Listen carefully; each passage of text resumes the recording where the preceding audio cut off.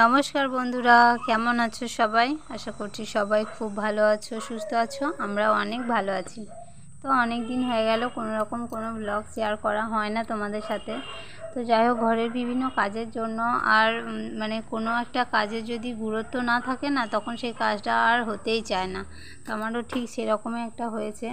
তো কিছুদিন খুব খুব রেগুলার একরকম ব্লগ ভিডিও আপলোড করতাম, এখন আর সেটা হয়ে উঠছে না। তো যাই হোক, আমরা অনেক দিন পর একটা বাইরে ঘুরতে যাচ্ছি। তো বলতে পারো আমার মেয়ে এই জীবনে প্রথমবার ট্রেনে ওঠার একটা অভিজ্ঞতা। ও প্রথমবার ফার্স্ট টাইম ট্রেনে উঠছে। ট্রেনে করে গেছিলাম ঘুরতে, আর ওর যে কী আনন্দ ছিল ট্রেনে ওঠাটা, তো কি বলবো তোমাদের। তো যাই হোক, আমরা যাচ্ছি। আমিও অনেক বছর পর ট্রেনে উঠেছি। আমিও অনেক বছর হয়ে গেল ট্রেনে চাপিনি। সেই অনেক ছোটোবেলায় চেপেছিলাম, যখন হয়তো আমার বয়স প্রায় আমার মেয়ের মতোই ছিল। তো যাই হোক, আমারও খুব আনন্দ হচ্ছিল যে অনেক দিন পর আবার ট্রেনে চড়ে কোথাও যাব। তো আমরা ট্রেনে করে রাস্তা দিয়ে যেতে যেতে আমরা এই যে দেখতে পাচ্ছ দামোদর নদী, আর এই দামোদর নদীর কাছাকাছি একটা মাসিমণির বাড়ি গিয়েছিলাম। আর এই দামোদর নদীর ব্রিজের উপর দিয়ে এখন আমরা পেরিয়ে যাচ্ছি। তো কী বলবো তোমাদের, নদীর পাশটা আশপাশটা দেখতে এত ভালো লাগছে।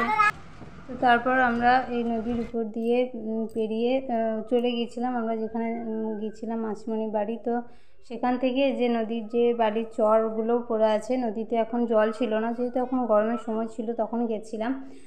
তাই বালির চরে একটু বেড়াতে এসেছিলাম নদীটা দেখতে।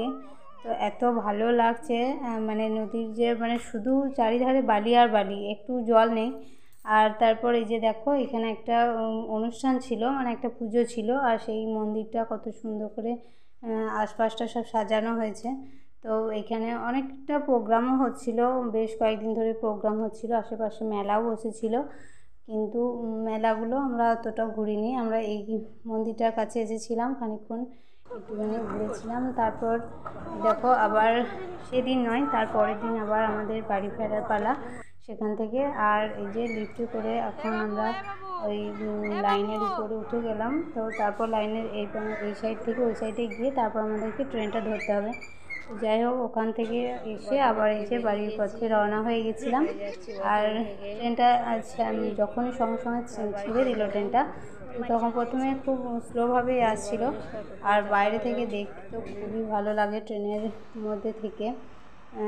পাশে জানলার ধারে যদি সিট পাওয়া যায় ট্রেনে, তাহলে সত্যি খুব ভালো লাগে বসে বসে। আর এই যে ট্রেনে এই যে বাদাম ভাজা, চিড়ে ভাজা, এই খাবারগুলো তো আছেই।